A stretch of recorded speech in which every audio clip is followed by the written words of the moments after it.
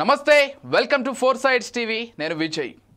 ఉగ్రదేశం పాకిస్తాన్కు ఎన్నిసార్లు బుద్ధి చెప్పినా కూడా కుక్కతోక వంకర అన్న చందంగానే ప్రవర్తిస్తోంది భారత్ చేతిలో పలుమార్లు ఓటములు ఎదురైనా బుద్ధిలో మాత్రం మార్పు రావడం లేదు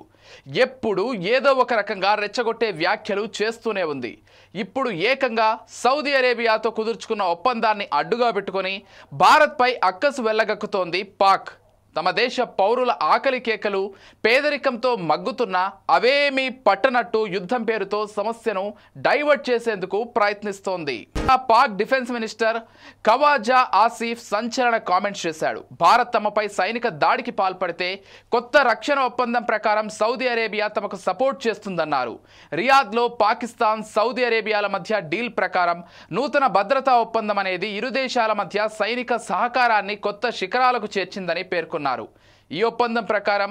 ఏ ఒక్క దేశంపై దాడి జరిగినా అది రెండు దేశాలపై జరిగిన దాడిగా పరిగణిస్తారని ఖవాజాపై దాడి జరిగిన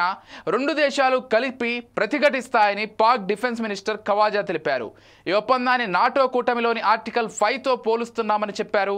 దీని ప్రకారం ఒక సభ్య దేశంపై దాడి జరిగితే కూటమిలోని అన్ని కంట్రీస్పై జరిగిన అటాక్గా భావిస్తారు ఇందులో ఆశ్చర్యకరమైన అంశం ఏంటంటే పాక్ సైనిక సామర్థ్యాలు చివరికి అణ్వాయుధాలను సైతం సౌదీ అరేబియా తన రక్షణ కోసం వినియోగించుకోవచ్చు మరోవైపు ఈ ఒప్పందం అనేది భారత్కు కొత్త సవాల్ విసురుతుందని అంతర్జాతీయ నిపుణులు భావిస్తున్నారు ఇప్పటికే భారత్కు దాయాది దేశంతో సరిహద్దు సమస్యలు ఉన్నాయి భవిష్యత్తులో మరో సైనిక ఘర్షణ జరిగే అవకాశం ఉంది అలాంటి సమయంలో సౌదీ అరేబియా పాకిస్తాన్కు మద్దతుగా వస్తుందన్న విషయాన్ని భారత్ తన వ్యూహాల్లో తప్పక పరిగణలోకి తీసుకోవాల్సి ఉంటుందని ఎక్స్పర్ట్స్ అభిప్రాయపడుతున్నారు అమెరికాపై భద్రతా పరంగా ఆధారపడటాన్ని తగ్గించుకునేందుకే సౌదీ అరేబియా ఇలాంటి ఒప్పందాలు చేసుకుంటోందని ఇది పాక్కు బలోపేతం చేస్తుందనే అభిప్రాయాన్ని వ్యక్తం చేస్తున్నారు ఇకపోతే మరోసారి పాక్ వక్రబుద్ధి బయటపడిందని చెప్పాలి సౌదీతో డీల్ అనంతరం తామేదో గొప్ప విజయం సాధించినట్లుగా ఫీల్ అవుతోంది పాక్ కానీ భారత్ అంటేనే భయపడి సౌదీతో పాక్ ఒప్పందం కుదుర్చుకున్నట్టు తాజా పరిణామాలను గమనిస్తే తెలుస్తుంది